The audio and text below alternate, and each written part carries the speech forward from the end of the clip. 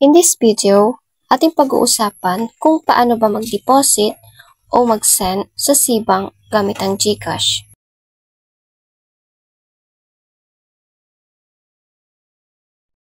Open your GCash account. I-click ang transfer. Piliin nyo ang local.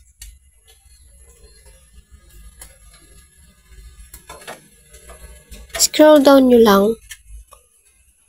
Then, hanapin nyo yung tatlong dots. Click nyo yung view all. Dito naman, search nyo yung Cbank para hindi na kayo mag-scroll down.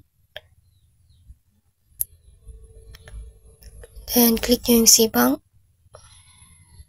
Dito naman sa amount, ilalagay nyo kung ilan ang gusto nyo i-transfer sa inyong Cbank account. Ang maximum ay 50,000 pesos. Sa account name, ang ilalagay mo ay yung account name mo sa iyong Cbank account. Sa account number ay makikita sa inyong Cbank account na nasa baba ng inyong pangalan. May 15 pesos sa bawat transaksyon gamit ang GCash to Cbank. Matapos nyong ilagay ang mga detalye, i-click ang send. I-review nyo maigi ang mga details na nilagay ninyo just to make sure that the details are correct. After nyong i-double check ang mga details, i-click ang confirm at i-click ang pay. After nyo i-click ang pay, may marireceive kayong OTP galing sa GCash. I-enter lang na receive nyong OTP at i-click ang submit.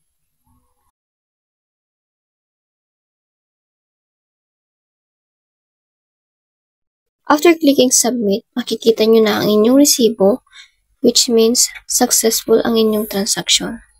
Scroll down nyo lang at i-click ang download. Proof for your transaction. Ganun lang kadali mag-send o mag-deposit sa Cbank gamit ang GCash. At yes, real-time marireceive. Kung mayroon pa kayong mga katanungan, please let me know. I-comment lang sa baba. Thank you and welcome. See you on the next one.